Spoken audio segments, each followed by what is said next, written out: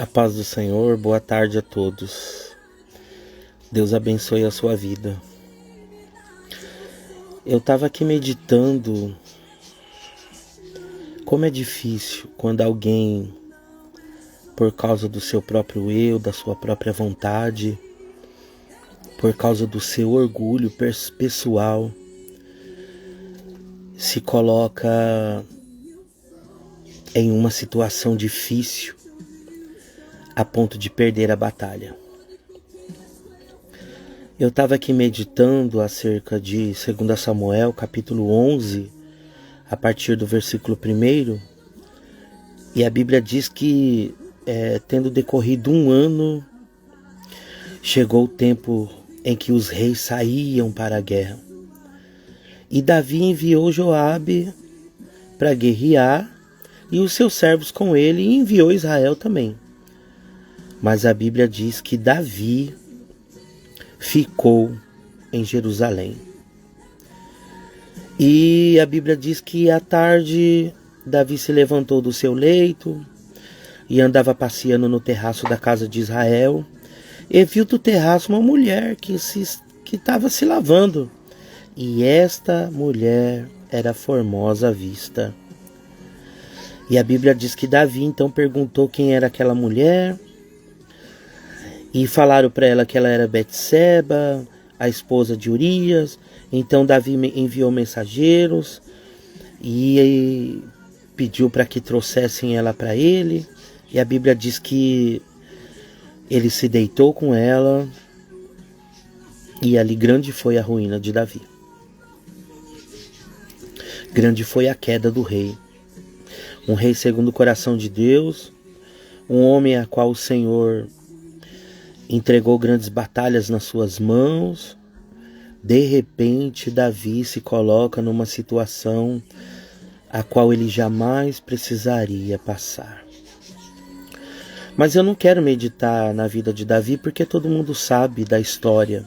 Os leitores, amantes da palavra de Deus, já conhecem todo o desfecho, né? O pecado que ele tentou encobrir, o homicídio que ele cometeu. Ele colocou na linha de frente um dos homens mais fiéis que ele tinha ali dos seus soldados, e ele mandou o cara para a guerra para ele morrer na linha de frente. Então, além dele adulterar, ele ainda cometeu um homicídio e agiu como se nada tivesse acontecido. Eu sou o rei, eu mando, eu posso. Até que no capítulo 12, Deus envia Natã, profeta, para repreender Davi. E aí o negócio fica estreito, irmãos. Porque a mão do Senhor desce sobre a vida do rei. A Bíblia diz que depois do ato de Davi de pecar contra o Senhor, nunca mais, irmãos, a espada de Deus se apartou da vida daquele homem. Um homem segundo o coração de Deus, que agora estava pagando um grande preço por causa do seu eu, por causa do seu orgulho, porque ao invés de dar lugar para Deus, deu lugar para sua carne. Eu quero, nesta tarde de sexta-feira, deixar um alerta para você. Faça a vontade do Senhor. Abra mão das suas vontades, do seu eu. Abra mão do seu ego. Faça a vontade de Deus. Tem muitas pessoas que estão perdendo batalhas porque na hora de fazer a vontade de Deus, estão fazendo a sua própria vontade. Criticam as coisas de Deus, se levantam contra as lideranças que o Senhor ergueu na face da terra para guiar o seu povo, não aceita as coisas que Deus faz no meio da igreja, no meio do povo. Mas na hora que a guerra se levanta, que o adversário tece uma emboscada, infelizmente caem. Infelizmente se curvam diante do pecado e de todas as tramóias que o adversário propôs para que faça o soldado tombar no meio da guerra. Irmãos, nós estamos vivendo um tempo difícil, que nós precisamos buscar ao Senhor para que Ele abra os nossos olhos espirituais e nos dê discernimento para que a gente não venha cair nos enganos, nos enroscos, nas armadilhas que o adversário arma sobre nós. O adversário luta para destruir tudo aquilo que Deus está fazendo na minha e na tua vida. Um dos seus nomes na Bíblia é opositor, ele se opõe. Todas as vezes que a guerra travar, para você não orar, não ler a Bíblia, para você não ir para o culto, para você não obedecer a liderança da igreja e ir contra tudo aquilo que é a obra do Senhor, que verdadeiramente é a obra do Senhor segundo a Bíblia, você pode ter certeza que por detrás disso tem o adversário que está se opondo, que está tramando, que está lutando para que isto aconteça. Corra disso, fuja disso, não entre nessas coisas, não entre nessa jogada do inimigo. Pelo contrário, seja sujeito à vontade de Deus. Seja sujeito à palavra do Senhor. Seja sujeito ao Espírito de Deus. Seja sujeito à liderança. Seja sujeito ao pastorado. A gente não consegue nada sozinho. A gente não caminha sozinho. A gente não faz nada sozinho. Jesus disse que sem Ele nós nada podemos fazer. O próprio Cristo, quando iniciou o seu ministério, a sua obra, não fez nada sozinho. A Bíblia diz que Ele escolheu os 12 para estar com Ele, para os discipular, para os ensinar, para fazer a vontade dEle. Olha que coisa tremenda. E tem tanta gente, irmãos, que acha que é dono do seu próprio nariz, que acha que pode fazer o que vem na telha, que acha que já tem conhecimento, autonomia e autoridade para fazer tudo sozinho. Irmão, é um erro, é um engano. Ninguém faz nada sozinho. Nós estamos debaixo da potente mão do Senhor. Aquele que governa todas as coisas, que domina todas as coisas, que manda em tudo e em todos, está sobre a nossa vida, o Criador dos céus e da terra. Até na posição que nós estamos, irmãos, a igreja continua não sendo nossa. A igreja é de Cristo. E a hora que Ele quiser, e a hora que Ele decidir, tudo muda. Muda a cadeira, muda a posição, Ele muda tudo. Tem gente que diz que é dono da obra, da igreja, das almas, mas só existe um dono.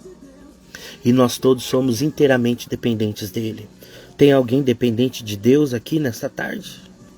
Você depende de Deus? Então na hora que é para você estar na guerra, vá para a guerra. Ah, hoje tem oração, vá para a oração. Ah, hoje tem culto de ensino, não fique em casa, vá para o culto de ensino. Ah, hoje tem evangelismo, vamos evangelizar. Ah, hoje tem trabalho, o povo de Deus vai se reunir para adorar. Esteja junto, esteja presente, dá lugar para Deus. Para de fugir das coisas de Deus. Para de resistir à vontade de Deus. Tem muita gente que resiste à vontade de Deus, mas não tem força para resistir à carne. Resiste à obra de Deus, mas não tem força para resistir o inimigo da tua alma. E aí perde batalha. Na hora que era para estar no meio da guerra, lutando pela causa do Senhor, está em casa. A mente está voando. Quando pensa que não, a fraqueza toma conta. Aí começa a olhar para trás. Se lembra do Egito. Se lembra da velha vida que vivia.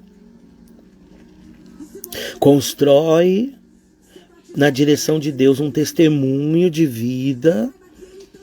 E de repente dá lugar para o adversário e volta atrás. E as pessoas que estão de fora, a Bíblia diz que é uma grande nuvem de testemunho que nos rodeia. Somos rodeados de pessoas que observam a nossa vida. Demônios, potestades, principados, está todo mundo nos assistindo. O céu nos assiste. Os olhos de Deus estão constantemente sobre nós. O meu olho é limitado. É tão limitado que eu comecei a usar óculos. Mas quem vai se esconder dos olhos de Deus? Quem é que se esconde da vista do Todo-Poderoso? Ninguém se esconde dele não, irmãos. Constrói uma vida de testemunho e por um momento de fraqueza, volta atrás. Pisa com os pés aonde não é para pisar. Participa de coisas que não é participar.